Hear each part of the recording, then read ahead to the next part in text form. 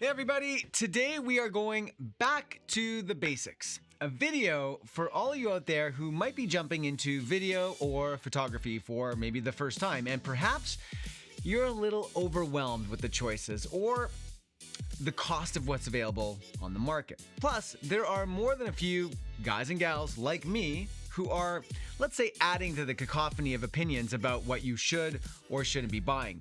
All of this can give many aspiring creators a real sense of dread or paralysis of indecision. Is it paralysis of indecision or just it's paralysis of decision?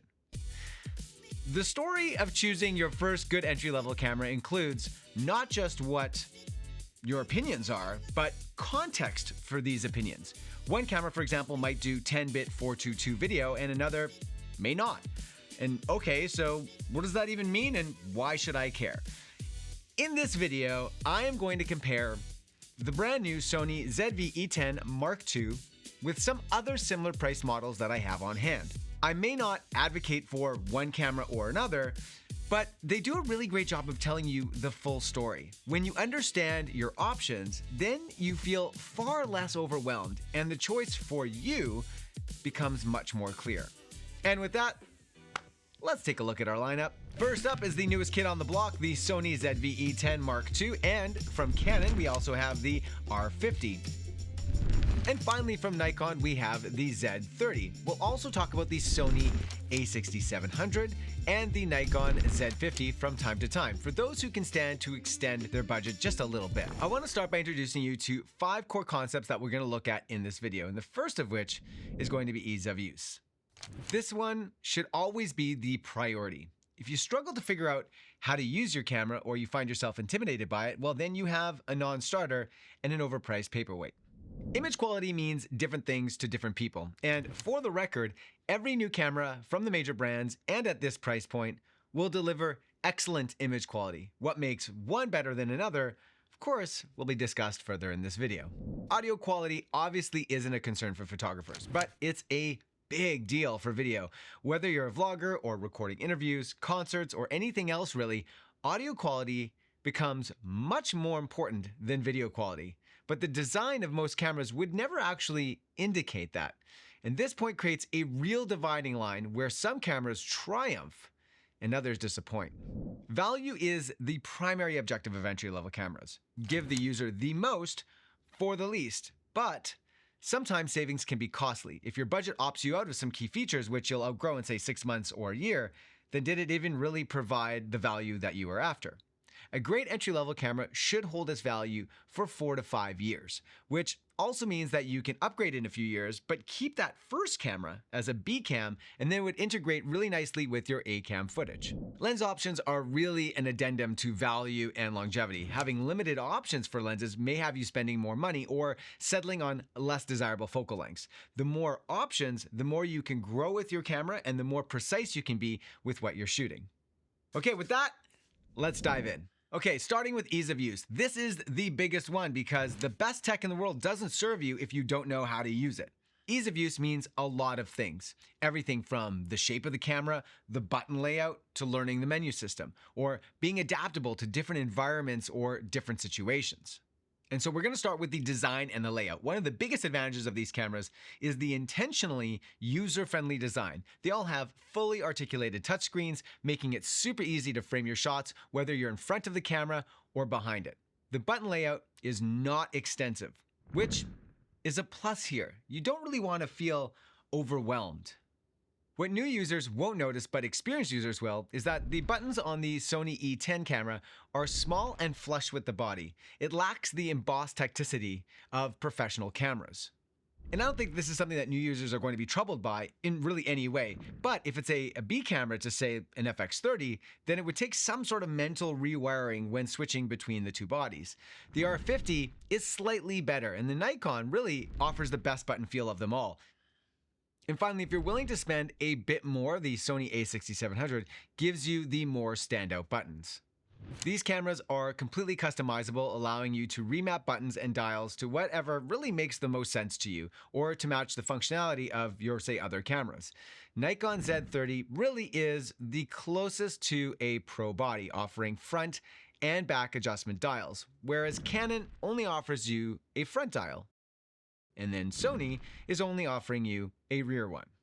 This is designed to simplify the process for new users, or those who are most likely just to shoot video or use the touchscreen. For this reason, these cameras shine the most when really set to some form of auto, whether it's aperture priority, shutter priority, or full auto. If developing your photography is important to you, then spending a bit more money on, say, the A6700 or the Z50 would probably be the right move here. Generally speaking, most modern menu systems are well designed. Even if your camera doesn't have a menu system that feels, say, intuitive to you, you will eventually get used to it. And there are also custom folders so that you can put the functions that you sort of hunt for the most in an easy, accessible place. The E10 Mark II includes Sony's newest menu system design, which is a huge improvement over their previous design. So in that way, I will contradict what I'm saying and say that some menu systems are worse than others, and it's great to see that Sony has addressed this. Sony ports over this menu system from the A6700 and their other Pro line cameras. The first tab is your custom bank, where you want to put all your important functions, followed by what I call a quick menu, giving you the most of what you'd ever need to change in one tab. If you do need to go deep, then the following tabs will allow further access to the settings. Canon's approach has always been geared towards simplicity, and as someone who actually started on Canon cameras, I do actually really much appreciate this. Whereas Nikon feels slightly more extensive to the Sony, and sometimes I've been a little bit more overwhelmed by Nikon menus. This is definitely a case of to each their own, but I personally prefer the new Sony menu layout, and that's probably because I'm most familiar with it since we actually shoot on Sony FX series cameras here in our studio. Another important element is the lack or inclusion of an electronic viewfinder, an EVF. The E10 Mark II and the Z30 are very much video-focused cameras with some solid photo features. But if you really, really care about photography, you'll find the lack of an EVF to be limiting. Even for video shooters shooting in bright sunlight, an EVF can absolutely be a savior. For those who like the E10 Mark II but really can't live without an EVF, you may want to upgrade to a camera like the A6700. And if keeping the price down is the priority, then the Canon R50 might be a better choice in this case. But with everything, you give up one thing for another. Make sure you don't give up what's most important. To give you a better sense of how these cameras compare, I set out to test the maximum brightness of the LCD screens. I overexposed a white image and maxed out the brightness of each monitor. The brighter the ambient environment, the brighter your monitor is going to need to be. The clear winner out of all these was the Z30. The Sony cameras came next, but it needs to be set to sunny mode. The R50 is very close to the sunny setting of Sony's, and the Nikon Z50 falls far below the others, but my guess here is that it's really prioritizing the power to the EVF. Keep in mind, just like your smartphone, the brighter your screen, the more it's going to drain your battery. This is important on cameras that have no EVF, which means you'll likely need more backup batteries. Cameras like the E10 Mark II also make some types of photography difficult. Again, the design goal here is video, but users will prefer to use one camera for everything than, of course, carry around like a separate photo camera. Recently, as a good example, I went rock climbing with some friends and I took along the E10 to take some photos. Now, while I'm happy with how a few of the photos turned out, I was left with a lot of unusable shots, namely because, my eye is fighting the environment and I can't see details well, because I'm trying to shoot like this and I'm looking at this tiny little screen here. And nor did I also notice how that my ISO got boosted to the maximum, which made a whole bunch of photos more or less unusable. Ease of use also includes performance. More specifically, autofocus performance. No camera can read your mind yet. But a good camera should have some intelligence around what you're pointing your camera at, and with little guidance, lock onto your subject. These three brands are renowned for industry-leading autofocus performance, so really either way, you are in great hands. It's a bit impractical for me to do side-by-side autofocus tests because performance is situation, settings, and lens dependent. But here's what you probably care about. If you focus on people, whether it's others or yourself, you want that focus to recognize faces and keep them sharp, no matter the movement. What you don't want is a camera that drops focus or starts hunting or micropulsing. The performance of these cameras side by side appear nearly identical. But there's one thing to note here, which is that Canon uniquely recognizes the back of a head and can recognize them also from further away. However, when you actually compare the footage, nothing indicates that Canon has the advantage here. If there is a lust for even more advanced performance in the autofocus field, then the Sony a6700 actually contains an additional AI chip and a few more options. This advantage isn't likely going to be noticed by a vlogger, and so, keeping this feature out of the camera keeps the price down and makes the camera very competitive in its field. The conversation about image quality is a fickle one. For one, what does that even mean? It's important, especially for new users, to understand how subjective really this is. Today's cameras, which have similar price points, and especially when you spend $1,000 and upward, are all great. Nobody makes a bad image. Before the tech trolls come out screaming, it's not to say that you get the same image from a $1,000 camera that you will get from an $8,000 camera, but from the perspective of a new shooter, I'm confident that those differences would hardly even be recognized unless they were specifically pointed out. For example, the ZV-E10 Mk II shoots these very same 14-bit RAW photos as all pro Sony cameras, and has the very same sensor and processor as the popular a6700. So no shortcuts are taken in delivering a professional image to E10 Mk II users. This means that the lenses you choose to use, or how you compose your scene, have a far greater effect on image quality than the technical attributes of your camera. There are, however, a few things that will degrade an image, and the first of those things being noise. Basically, it works like this. The more noise your image has, the lower the perceived resolution will be, among other things. These three camera brands have long been at the top of the game in terms of low light performance. There's another factor in here, which is that how you display your images is also important. If your screen is really large, then even like a little bit of noise is going to be noticed. But if you're watching on, say, like a small mobile device, you can actually introduce quite a lot of noise before the audience even actually perceives it. When shooting video, all cameras that I tested here do really well up to 6400, which is remarkable for this price point. The Nikon Z30 holds detail best at 6400, and the Sony E10 Mk II is very close to the Nikon. The Canon R50 is the softest with the most apparent noise. Now, Sony caps their ISO in video mode at 6400, whereas Nikon and Canon allow you to go up much higher, but at some point it's not even seriously usable. My suggestion with all these cameras is to set your auto ISO limits to never go above 12,800, and then you really won't risk ruining some of your photos, as I did. The next artifact that's going to damage your images is something called moire. That's amore. What is that? Well, it's a wavy pattern that comes from your sensor grid interacting with some type of grid actually in your scene, like a brick wall or a fence or any sort of line. All of these cameras do a really great job of eliminating most moire. These days, moire is most evident when shooting in very high frame rates. Nikon performs the worst here, showing moire patterns at both 60 and 120 frames per second, with 120 being fairly unusable. The R50 shows a bit of moire, whereas the Sony E10 Mk II is very clean at 60 frames per second and only starts to show this moire at 120 frames. Being the newer camera with the most powerful processor, it's no surprise that Sony takes the cake here. The last quality killer is a distracting artifact called rolling shutter. Now, most sensors don't read out all the information at the same time. It actually happens line by line, though very quickly.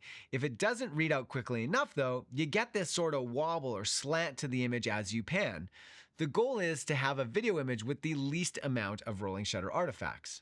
The way I like to test this is by panning the cameras all at the same time and seeing how distorted the vertical lines are. In other reviews, Canon has been called out for having the worst performance here. We can all see this when I was panning back and forth in the moire test, or when I rigged the cameras in vlogging mode. Even though all cameras have stabilized lenses, and no camera has an internally stabilized sensor, you can see the R50 is just a bit more jittery of an image, and thus more distracting to the viewer. Again, no surprise here, as the suspicions are that the R50 is really a photography camera first, but rolling shutter affects photography as much as it does video, and you may see some disappointing artifacts when shooting things like high-action sports. Now, moving over to the plus side of image quality, there are ways in which brands boost the horsepower in their video to give you sort of a greater dynamic range and less compression artifacts. I'm not going to cover bit depth or chroma subsampling in detail here, so obviously please search for it on the internet if you're curious about, going deeply on that topic. But here's a very dumbed down primer. 10-bit versus 8-bit. 10-bit gives you more colors, more gradations than 8. 422 chroma subsampling gives you more accurate colors than 420. If one was more important, well, then that would be bit depth, not your chroma. The Sony ZV-E10 Mk II and the Canon R50 both offer 10-bit 422, just like all their Pro models, whereas the Nikon only offers 8-bit 420. Sony wins the prize here because their 10-bit 422 means you can shoot in a log profile. Now, if you're new to log video, it's simply a way of recording an image to maximize the dynamic range. The only way to capture more information is to record raw video, which is expensive and out of the range of these cameras. Now, the Canon R50 doesn't have a log profile, but they do offer a profile called HDR-PQ, which attempts to do something similar to log, but not exact.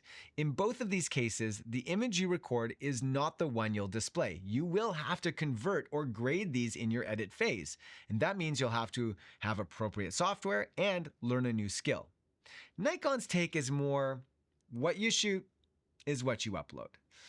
Now, all of these cameras have loads of other image options and ways of increasing the dynamic range. For example, Sony gives you the most options, the very same ones that are included in all their professional cameras, including several HDR options. Another win for the Sony is a quick cinematic button. This employs both their popular S-Cinetone filmic curve and crops for a widescreen image. This is a really fun way to get a cinematic image for new shooters, but seasoned shooters will likely prefer to do this kind of cropping and reframing in post. You can also choose from other picture profiles in this mode as well. Beyond all of this, there is some debate about how each brand of camera reproduces color, which is a conversation for another time and is one of the bases of personal preference. Okay, let's move on. The most important part of video is in fact not video at all. It is the audio.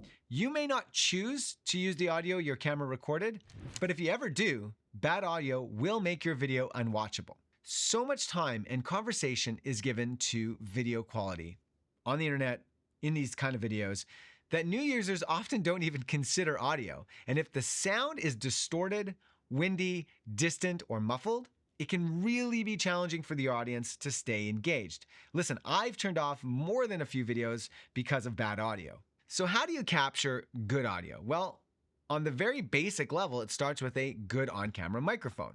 And this is one way that the ZV-E10 Mk II absolutely dunks on the competition. This microphone at the top is so much larger than the others, and it's multi-directional. You can select it to record what's in front, behind, or all around the camera.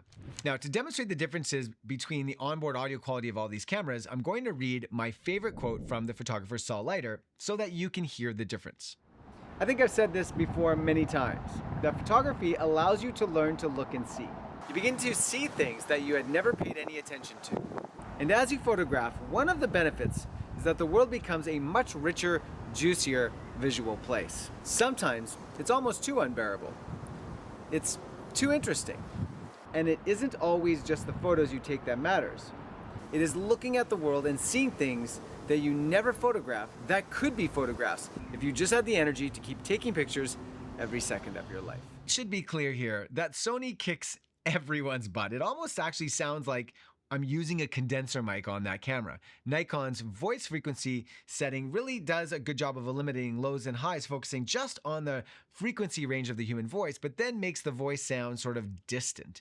Canon's R50 audio is very tin-like and lacking presence and depth. And for the Nikon and the Canon, that's not surprising because those microphones are really, really small. And in the case of Nikon or Canon, you really should be using a separate microphone plugged into the camera's microphone port.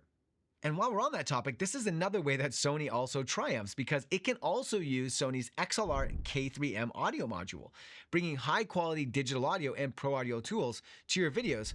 I'm using that same module to use my condenser mic in this video right now. And lastly, the E10 Mk II also ships with this little windsock to diffuse any gusts of wind from obscuring your audio. Let me play you a sample. Maybe you're gonna hear a difference, maybe you're not. It's not terribly windy here. But it certainly is going to protect from big wind gusts that is going to make that sort of washy wind sound. Oh, I feel a little bit of wind coming in right now. So I don't know if you hear that. Probably wouldn't because it is likely doing its thing. I'm now going to include the last 2 points in one because the more you do something, the better you get. I think we can all agree on that. And what typically happens is when people get better, they outgrow a lot of the design features that made it easy for them to get into the art form in the first place. Now, here are some reasons for and against the longevity of each camera. I'm just going to put up this table here so you can kind of see and make your own decision about what your needs are and what might work best for you.